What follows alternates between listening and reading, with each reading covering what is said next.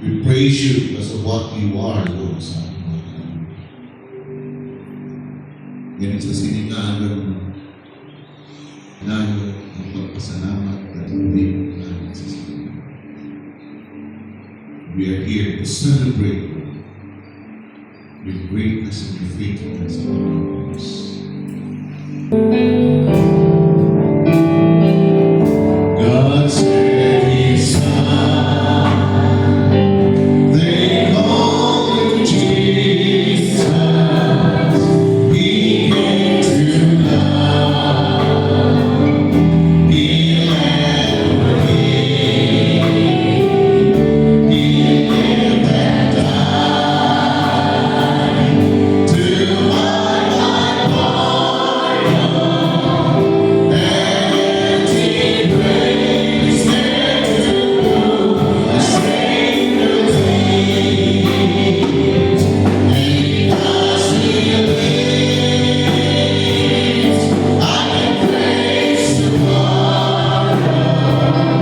Because He lives, all fear is gone. Because I know He holds the future, and life is worth living just because He lives. I'm a sweeter and you ordained me, and feel the pride and joy in these.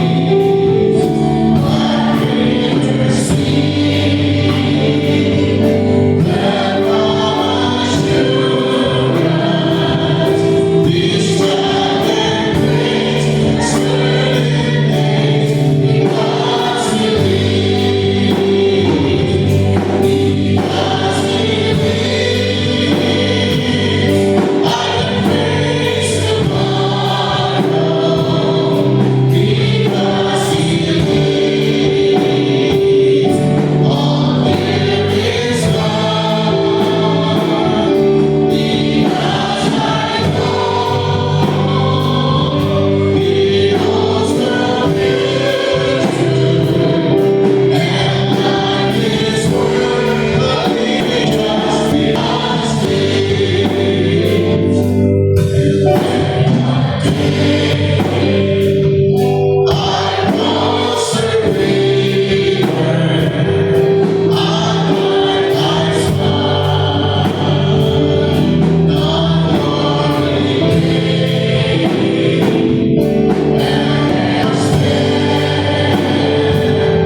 gives way to victory. My sweet life, glory and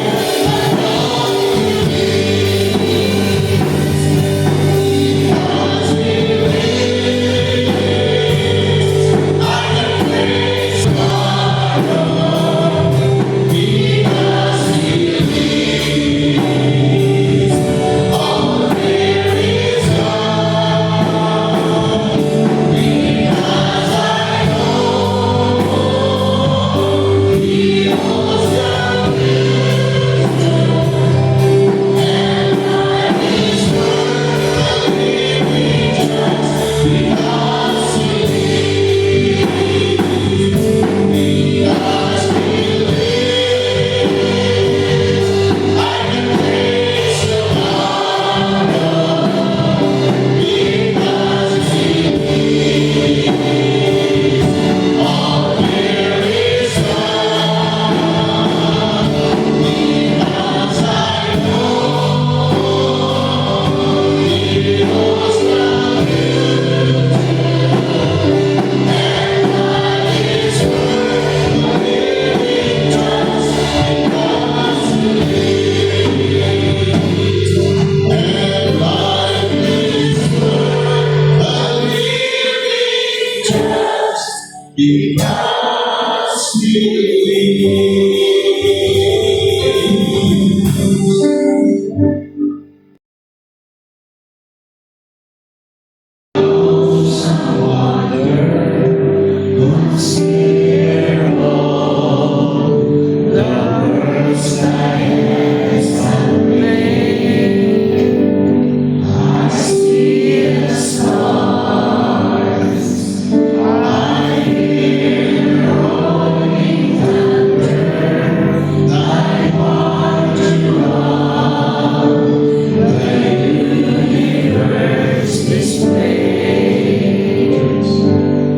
Sings my soul, my Savior God to thee.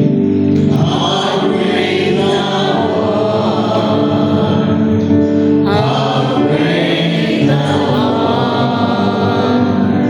Then sings my soul, my Savior God to thee.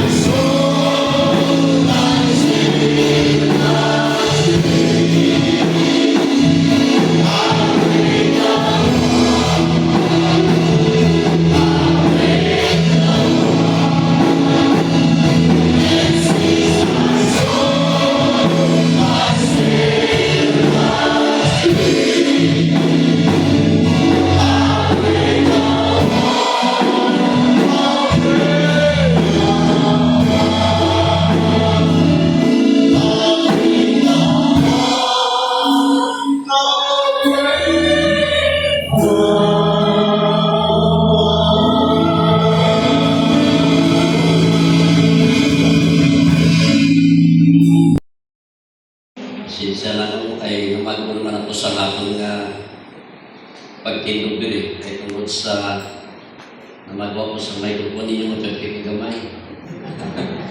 So, may lapil man ako magagamit dito sa church pero nagkakaguba kay saan ba nagamay nagagamit lapil.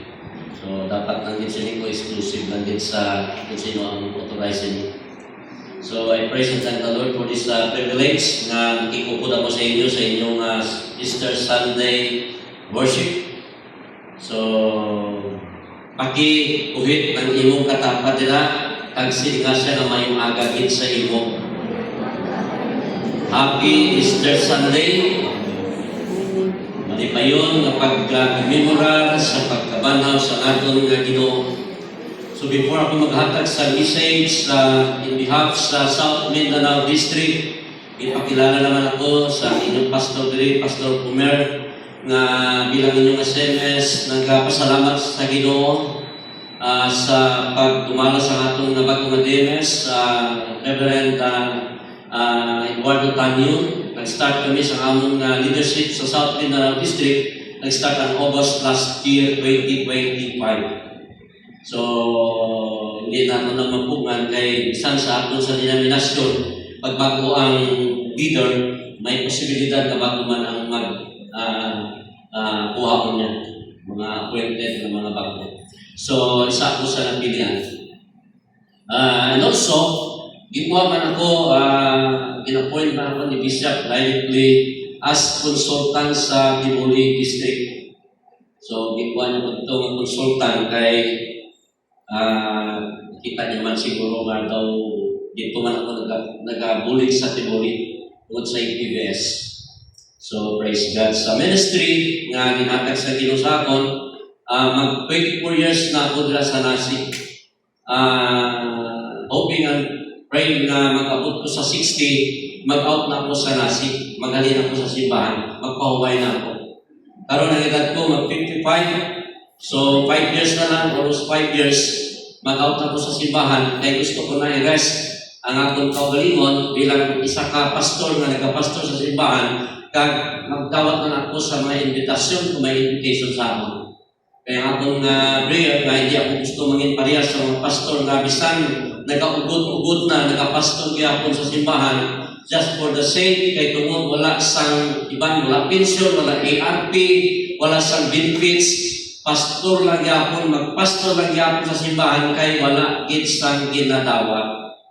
You see, nakita ninyo, wala naman ninyo siguro itong mga mga pastors, no? Ako, hindi ako gusto sila. So, praying and hoping na makatapos ang akong duha ka bata na lang, ang akong isa, eldest ko, nagtatrabaho subong sa Manila Medical sa Manila, dito siya nagtatrabaho sa mga cancer patients. And nagkaplano siya mag-transfer sa St. Luke. May kuha na siya sa St. Luke. Pero ang niya gusto gito na mag-abroad. So that's her design. Ang akong tambal, ako na nag-graduate. May classmate pa kambal ko din. Para sa Aban, nag-graduate ka mag sa grade 12. So, nag-graduate sila. Hindi sa pagkitika ginagpreparahan naman kay duhagit sila magsiman. Sinin ko siguraduhon nyo lang na barko ang sakyan nyo sa tubig. Hindi barko wala tubig. Ang ginawa ko yung sa ila. Kaya malayo naman ang akong buwa kakambal daw mahilig man maglubyan-lubyan. Bayan lang kasi kung tani ko nakailog mo sa akong nga buod to arang-arang. Pero kaya nakailog mo sila sa tiyok nila. No? So, muna siya na ginabantayan ko. Okay, last Friday, sino ba? Naghiwag ba kayo dito ng inyong Good Friday service? Okay, ano oras? Alauna pa rin? Aga na. No? Sa unang panahon, alauna kita. No? Hasta kita paabuton na mapatay na ang Ginoo. No? Pagdira na mag-stop ang ilang simba pag-worship. Pero sa atong sumong, nagkakambyo kita, itungod sa ginagawa natin klima, no? Mga init, no? So muna nag-change kita sa klima sa atong pag-worship. Sino sa inyo ang nagpangalap? Nakakita sa mga nagpangalap din sa bukid pagkatapos simba. Naging anting-anting. Meron din alliance. Naglubog sa langgaw. Mayroon ba dito? Naglubog sa langgaw. Pag-abot sa Bendis Santo next year. Tanawon ang langkaw magilubog, pero tinasluman is of course. Hindi magkalubog kay 1 year good, hindi magasto kay isa good ka tuig, di ba? Kung ikaw man nga tao ilubog, 1 year ka nga ilubog, pag tanaw sa mo after 1 year, aslo magidig sura mo na. Di ba? So, I know nga, halos tanan, bilog, nila Pilipinas, worldwide niya, gahiwat Holy Week or Good Friday service. Ito ang Ginoo, laban-laban din, maghiwag din sila sa Good Friday service. So wala sing nagpalansa sa inyo dire. So I believe na wala kita sa alliance. Kaya iban, kita mo sa TV nga nagpahimok din sila. Allah, ang papakol, nag-sacrifice tungkol sa sala. No? Na-remember ko nga, true to life story ni siya na may duha ka magkapit-bahay na kontra hindi sila kaayo magkapit-bahay. Nara diri ka membro na may kontra sa kapit-bahay niya. Ay, abala ko na, diri mo. Joke lang. Lala ko na kapit-bahay o tubang sa balay. No? Muli true to life stories, kontra hindi sila sa ilang pagkatubangay. Panahon sa Biblia Santo, ini sila na duha na pilihan na magdala sa binatawag sa tong live na stations of the cross. Amunin ginhimo sa ilang duha. Ang isa, ginhimo siya na Jesus. No, isa kasilingan. Ang isa kasilingan, ginhimo siya na sundalo. No, ginhimo siya na sundalo. Problema kay alkansi o logi, ang isa kay ginuuman siya. Hindi rin mag-like yung kontra naman, no? Ginuuman siya. So, pag Biblia Santo, na dito sa plaza, sa tubangan sa simbahan, nagahibi ang mga tao at ang mga tigulang, especially, kagagakanta sa Diyos namon, kaluy di kami. Di ba? Nauna sa kaluy, nauna mga ginahambal. Karoon kay pag-umpisa na kay Bunana. Bunalan, maging bunalan yung nasang sundalo si Jesus, no? Kaya di, nakapabor siya, kay kontra man niya sa tuod to. Imunalan niya. Pag lapigo sa sobra-sobra, no? Pero hindi niya naging magwanta, no? Karon kay hindi naging sa kagwanta kasi hindi sige lapigo sa iya, kinlampos niya ang cross kag nagsumbagay sila sa itong nagabungal na sundalo sa iya. Pagkakita sa mga tao, labi-labi sa mga buboy, nagasingit sila, Fight Jesus! Fight Jesus! Ako nang Ginoo, nagabato. Ahimo makaradlawan ang ilang nga ginhimo nga Biyernes Santo. So sometimes may mga amo sila na nagkakanamo. Sa subong gani, kita na doon, ay doon kung ano ng mga katuod. So simbahan, kapasan sa kus, nagalagsa na. Hindi kagbanta, mag-iwan. Okay, now subong, hindi na kita nag-commemorate sa pagkamatay.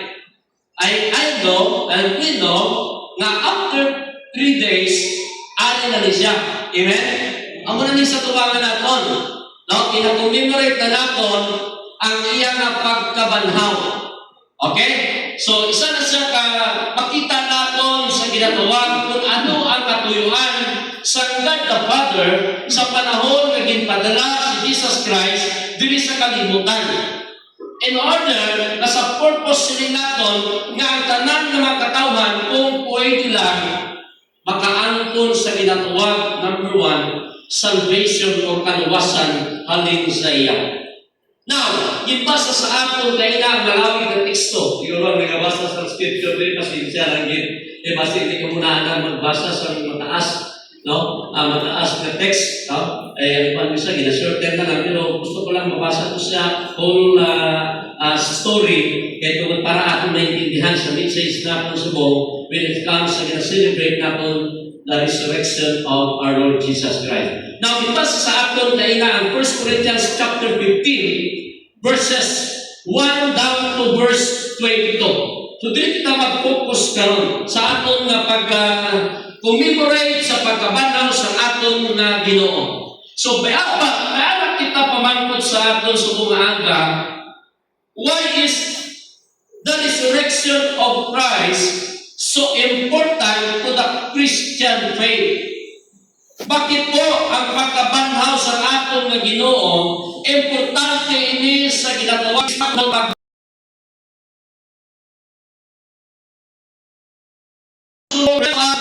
chapter 13, dito sa chapter 10, nakalagay diyan, the resurrection of the dead. Sa English, sa Ilonggo, ang parte sa pagkabanhaw or pagkabanhaw din ni Kristo.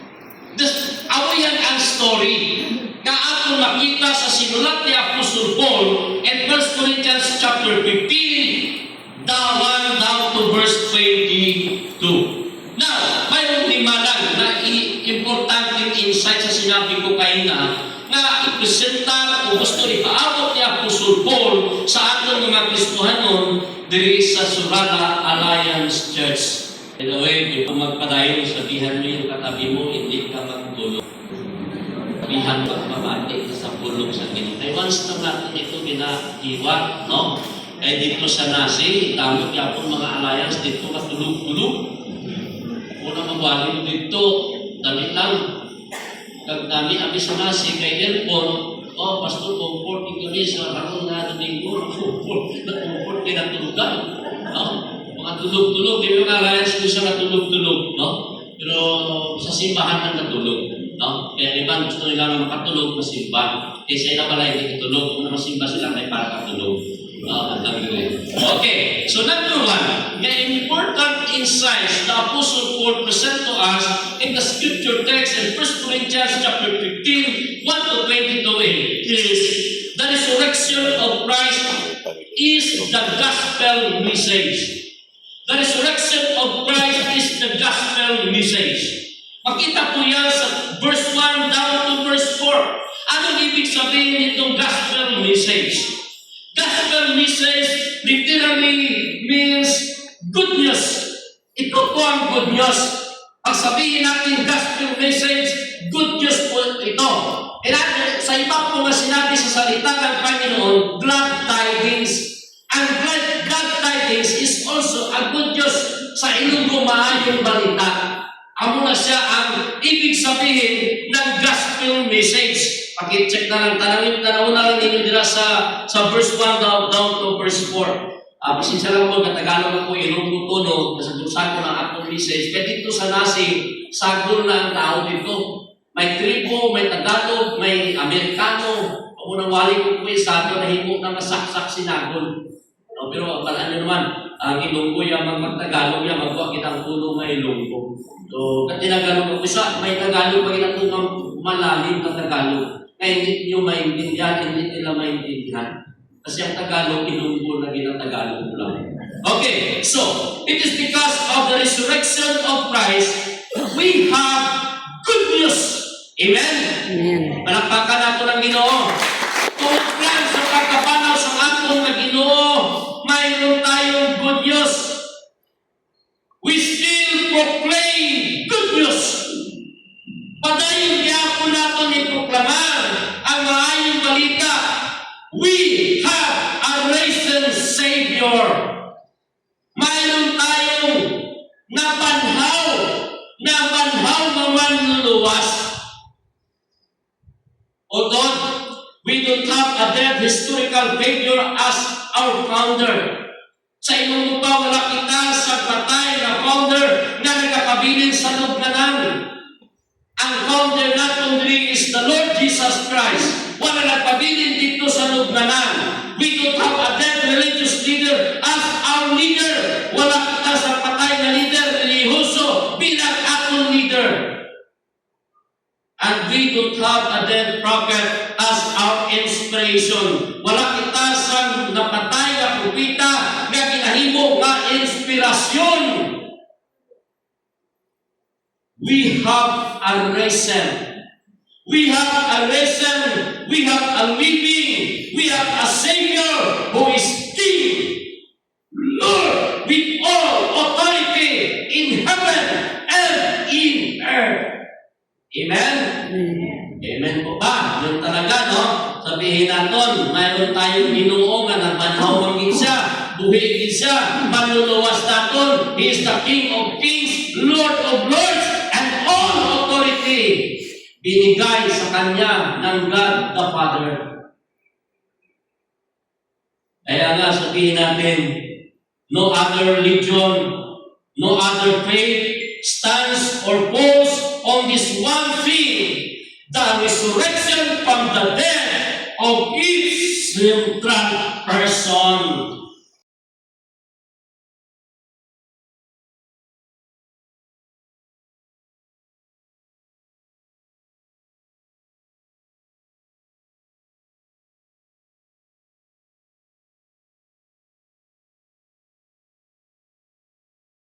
Ano sa tingog ko, kay kagabi, naglugaw ang simbahan. Tako-dako mga kaldero. Isili ko kagabi sa ila, pagluto, makaon din ako kagabi. E balaan ko pagkabot ko karon ubos gid. E balaan mo mga membro sa nasi, basta pagkaon, gani, ubusanay na. Makaon para sila, madalang pagit na pauli. So, kinakon na nga akong party kagabi. Ako na siguro daw nagkuha na nga akong tinaukan. Sobrang nakakon sa lugaw. Nakay lugaw, gini-ginahin mo, no? So, kung napunta naman, ining central person, kinakonsider na po ini nga si Jesus Christ, nga siya lang gid ang napatay kag nabanhaw. Amen? That is why the resurrection of Christ is the gospel message. Remember that, mga kapatid. Ikaduha, the resurrection of Christ, fueled faith and passion in the 12 apostles, the early believers, and James, the half-brother of Jesus. Makikita po natin dyan sa verse 5 down to verse 7. Tanong ko diri, wala ganun man diri, no? Wala bigat TV screen diri yung panakita ko. So, kani mag-diri. Dahil, kung kaya magluwa-kawali diri, siguro mga 8 years na kami na buhay kawali diri sa inyo. Kaya, sa start na si D.S. Sidon ang nag-D.S. dito pa ako nag-Tisred for 4 years. So, after na wala na si D.S. Sidon, wala naman ako. So, ito siguro nga na magpupundi sa inyo. So, praise God sa mga improvement ninyo diri. No? Although may ginakawat-kawatan ako diri, pero pinabalik sa inyo sa manamit again. Amen? Kung ginakawatan ako diri sa mga instrument. Okay, basahon nyo na lang nila sa verse 5 down to verse 7. Hindi ko na basahon. No? Arat na nila, makita nyo naman para hindi tayo magdugay. No? So, makita natin nila, no? Sa verse 5 down to verse 7. Tanawanin nyo nila. It is because of the resurrection that the early church became an unstoppable forces. Amoy na ang sitwasyon nga ginahimo kag natabo sa mga una nga mga Kristiyano dito sa panahon nga kung sa diin na witness nila, na experience nila kung ano ka magamhanan ang atong Ginoo. Now, the Apostle Paul specifically mentions James and the half-brother of Jesus. The half-brother of Jesus. We know that James did not believe until after the resurrection. Si James sa unang panahon, wala na siya kapati. Although na half-brother ni San Jesus, pero pagkatapos sa paggabanaw, dito na siya nagpati. Dito na siya nagpati. And if we read Acts chapter 1 verse 14, i-quote ko lang niya ang verse 14 sa Acts niya, ini sila pirmi nagkatipon agot magpangamuyo. You see, sa unang panahon, ang mga Kristiyano sa panahon na nabala nila nga sa Jesus na banhaw, ang ilang inimo nakatipon ini sila sa pagpangamuyo. Siguro sa atin, subukan mo ng prayer meeting. May nawin sino sa inyo mag-prayer meeting ganyan Wednesday. As kamay. Kamay na lang mag-prayer meeting. No? Subok sa Alliance, inisipon na lang ang nag-prayer meeting. No? Pero sa unang panahon, puno ang simbahan. No? So, I hope and ato nila ibalik. No? Kaupod Manila ang pila ka mga babaye, pati si Maria nga Eloy ni Jesus, kag ang mga utod nga lalaki ni Jesus. Amo ni ilang ginhimo sa panahon nga nabata na nila, na-experience na nila, nakita na nila kasi Jesus na banhaw. You know, brethren, the early church believed and preached a risen Jesus or Savior. Amo ni ilang na naging himo. They believed and preached the risen Savior. Nothing could stop them for proclaiming and following Jesus. They know had risen from the dead. Kabalugin sila, na-witness nila na si Jesus nabanhaw salin sa kamatayan. They were not preaching a myth. Wala sila nagawali sa sininaton. Ang isip lang They are not unfaithful or sinaton isip-isip lang or sinaton pagmula lang or falsehood. Jadi naton kabutigan. Wala sila nagawa ni sina. They were preaching the one whom they had personally seen crucified and raised from the dead. Crucified, raised from the dead. They were preaching the resurrection of Christ. And the church, kag ang mga Kristohanon, remains an unstoppable force because of the resurrection. Anong ibig sabihin ng unstoppable force? Tinignan ko, inustudyuhan mangin sa pagpaungwat sa simbahan na mapanami nila ang simbahan. You know, if we observe subong na binagit sa syudad ng mga simbahan, ang simbahan dapat sa syudad, masinig naton, potensyal siya na simbahan. Or kinasinig naton, ang tao pag magsimba, mabaliktik na magasimba, kaya tungod magasimba sila sa syudad, simbahan na komportable sila. Diba? Nung magsinimba, balik na dito, kaya namin ang mga membro, namin ang atmosphere sa simbahan. Pero pag hindi gani namin ang atmosphere sa simbahan, hindi gani ang namin ang atmosphere sa mga membro, laban-laban, makasimba ang isa katao dila sa simbahan, hindi na yan babalik.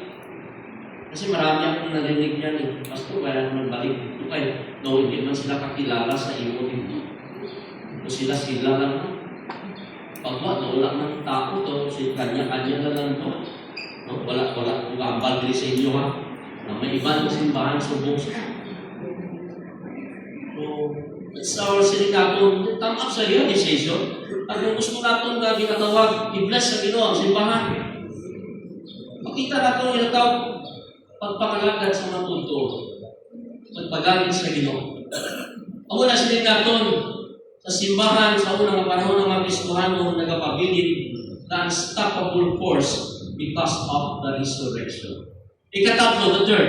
The resurrection of Christ is what transforms soul ng didiatin.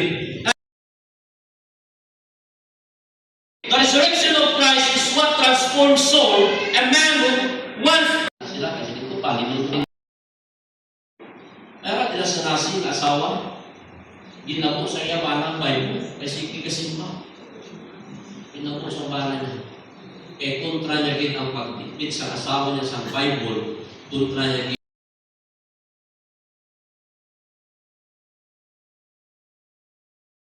Ipakita lang dyan sa TV screen. Makita na natin na hindi ko lang na siya basahon. Ang pagkabanaw sa atong Ginoo, nag-indicate o nagpakita, nagpakilala that there is a resurrection from the dead which fills us with hope for eternity. Anong ibig sabihin yan? Because He lives, we have the hope of resurrection. Amen? Kaya tungod buhi siya, mayara kita paglaon, nga kung mapatay man kita, mabanhaw o kung banhawon man kita. We know we will also live. At totoo kang Kristohano, we will also live. It is because of the resurrection that we are full of hope and live by hope that is beyond this world sa pihak sa sining natin kalibutan o kung madulak man kita sa sining nga kalibutan. Dito sa inyo diri, ang nagasiling nga daw nahadlok na siya kung ano matabok sa kalibutan tungkol sa Christ sa subok. Dito sa inyo din nagahadlok subok. Hindi na ang Kristohano subok dapat hindi mahadlok ano nagkakatabo subok. Kaya ginpapisay namin ni Joel, sa Joel chapter 2 verse 2, kita naman natin niya ano mahitabo. No? Abi ninyo ang ginakadukan sa mga tao subok, mga Kristohano, ang ginakadukan na hindi ang second coming, hindi ang pagbalik sa Ginoo. Ang ginakahadukan nila subok, pag-end ang bulan. Kay ara na si Judith. Ako nang ginahadukan na nasa iba. Pag mag-abot ang katapusan sa bulan. Kay ang mga bills madami. So, una sa kunatong tanawon, sa pihak sina, makasiling kita, amo na ning umisa sa Ginoo sa atin. And the last, the resurrection of Christ is the basis for our salvation and redemption. Verse 17, makita po natin dyan. Sa verse 21 down to verse 22, sa sinabi ni Apostle Paul, makikita din natin yan. Tingnan nyo lang sa TV, no? Para makita nyo ano sinabi ni Apostle Paul, hindi ko na lang babasahin. So dyan ko atin tingnan, I have wrote about the fool and putting us all under sin, Satan and death. Ano naman natin na si Adam lang din ang nag-originate sa sining kasala.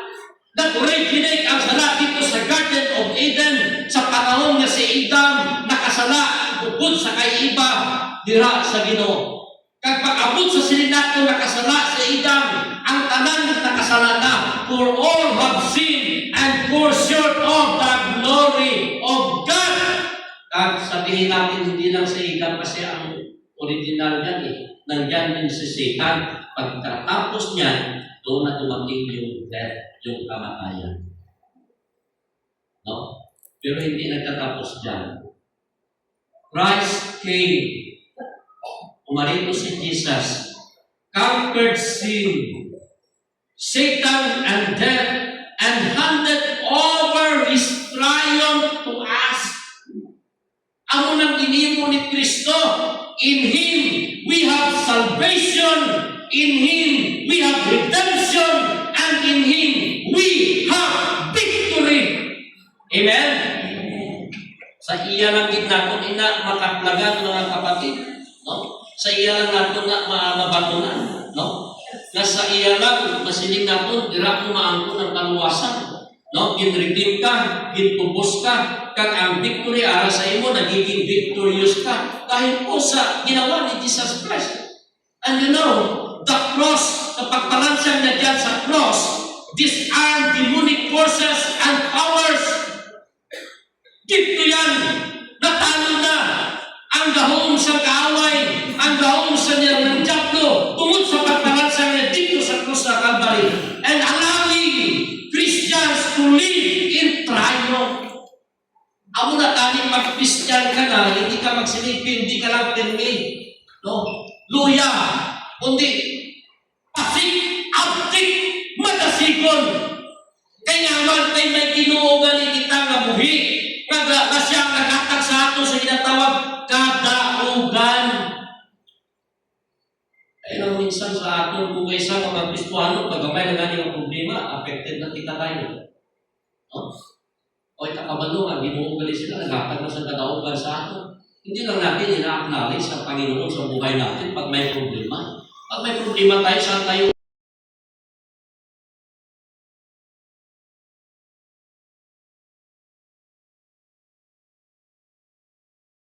Minsan sa mga tao na alam natin na doon tayo makahingi ng tulong. Pag wala na tayong magawa, saan tayo malapit? Last remedy na lang natin ang Panginoon. Kaya nga minsan, ilas din ng Panginoon, ibigay yung hinihingi mo kasi last mo naman sa hinihingi. Diba? Sana first priority natin ang Panginoon kasi hindi lang tayo tinubos ng Panginoon hanggang nandiyan. Kundi sa bawat buhay natin, lalo-lalo sa mga pangangailangan natin, hindi lang yan sabihin natin salvation or eternal life na, kundi maging sa physical natin na paghahanap buhay, nandiyan din ang Panginoon na kasama natin na tutulong sa atin. Kaya nga, ginredeem niya tayo eh. Kaya tubos kita sa Ginoo. In other words, buying back tayo ng Panginoon, reclaiming, kasi mahal tayo ng Panginoon. Amen? Kaya lang minsan, hindi lang natin yan maisip. Hindi lang natin yan maisip.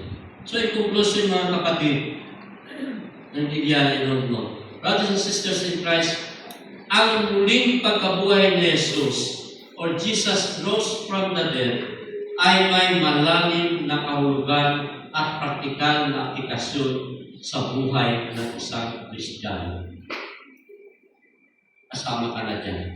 Una, hope in trials. Ito na, dito na ako magtatapos. Hope in trials.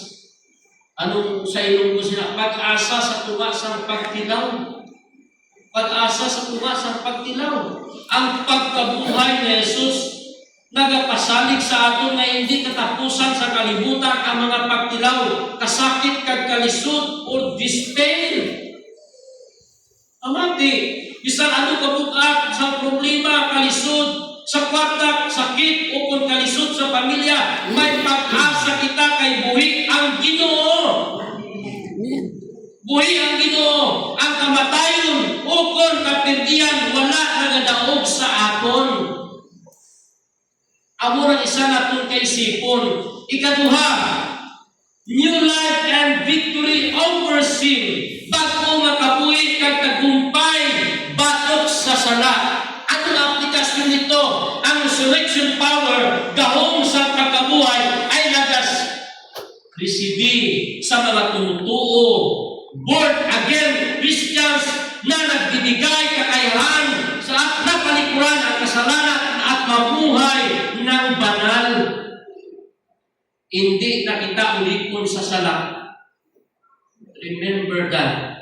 Paagi sa gahom sa pagkabuhay ni Jesus, makasarang kita magbago, magpatawad, kag magkabuhi sing matinlo matakos sa Ginoo. Basta kinauto. Kasi nadugay ka na sa simbahan na nagapangalagan, pero ang kinabuhi mo, tigtok yapon sa tubangan sa Ginoo. Ikatatlo, assurance of forgiveness.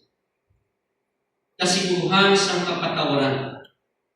Kung si Jesus ay hindi nabuhay, ano matabo? Ang ating pananampalataya ay walang kabuluhan. At nasa sala pa rin tayo. Maragapon tayo sa sala. Dahil siya ay nabuhay, patunay ito na tinanggap ng Ama ang kanyang sakripisyo para sa ating kapatawaran. Sigurado ang atong kapatawaran. 101%. Hindi na kita magkakabuhi sa konsensya o kung kahatok sa paghukom kay kinbayran na ni Jesus ang atong sala kag nabanaw siya bilang pamatuod. Muna sila natin, bahala, anong oras mapatay, hindi ka mahatok sino sa inyo diri, hindi natin mapatay. Tapos ka mo, wala pa gani ka muna, nahatokin ka mo, wala mo hindi. No, nahatok mo mapatay. Sino ang gusto na kaya nahatok mapatay? Tapos ka mo, isa lang, dua. So, ikaw, no, sa langit, no? Sino sa inyo ang gusto na mapatay si mo? Wala na, masambot.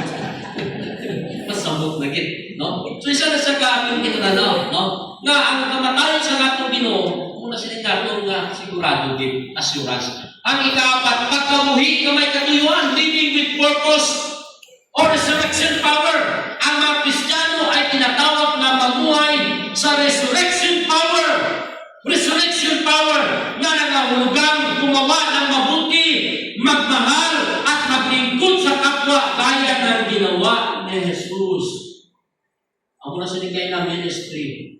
No? A leader is a minister. A leader is a equiper. Member, nalagi na tanan, dapat amunin makita sa simbahan. Ang atong pagpangabutlay kay pagserbisyo sa Ginoo, hindi wala simpulos. Magakabuhi kita na may kaisog, nagahatag sa paglaom, kag nagapakita sa gugma sa Ginoo sa aton isig na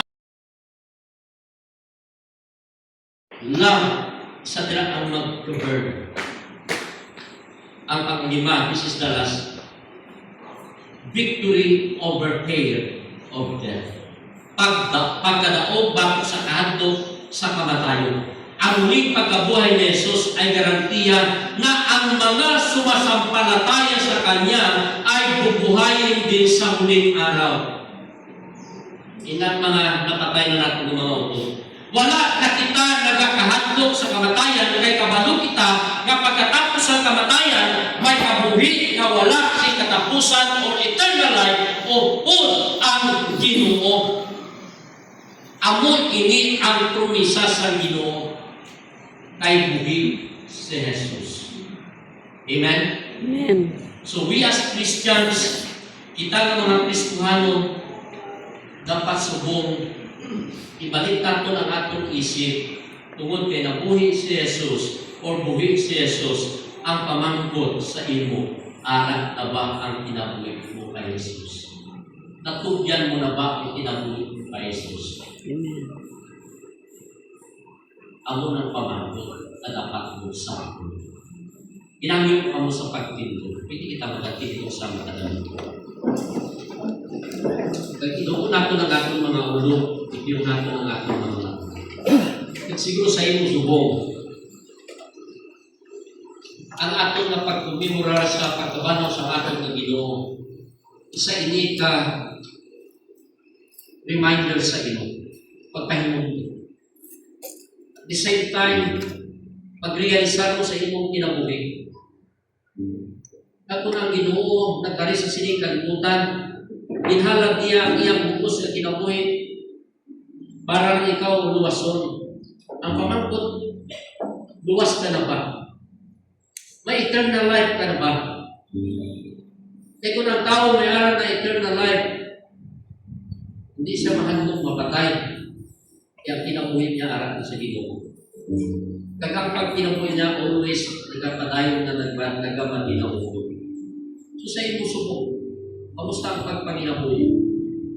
Ginoo ni mo buhi, pero sometimes ang pagkinabuhi mo napatay ang Ginoo. So hindi mo ma-feel ang Ginoo mabuhi sa iyong kaugalingon, sa pamilya mo. But brothers and sisters in the Lord, huwag mong itanong yan sa Panginoon. Buhi ka ba, Lord? Yes, buhi ang Panginoon. Ang tanong, buhi ba ang pagtuo mo sa iya? Buhi ka ba na nagapangalagan sa iya? Kasi po, baka ang pagsimba mo, pagpangalagan mo sa Ginoo, sa harapan ng Panginoon, patay ka. Sa harapan ng mga taong buhay ka. But when it comes sa relationship sa Panginoon, wala ka palang relasyon. Kaya nga patay ka pa rin sa harapan ng Panginoon. Kaya siguraduhin mo sa buhay mo na may relasyon ka sa Ginoo. Kaysa ikaw ipakamatyan sa Ginoo. Dito sa cross, sa Calvary. And after 3 days, nabanaw siya. Kumbista niya ina sa tanan na nagatulog, kagagasan sa niya. Nagapangamulit niya. Our great God and loving Father, Lord, we praise you and we thank you, O God, sa mensahe naman na nakahatag pagpahinuntong sa amin. Yes, Lord, every once a year, gina-commemorate namin ang imong pagkabanaw. And sometimes, O God, gina-consider na namin ining rituals, roten, atun, kung paano namin tanawon, isipon, ang imong nga pagkari sa sining kalibutan.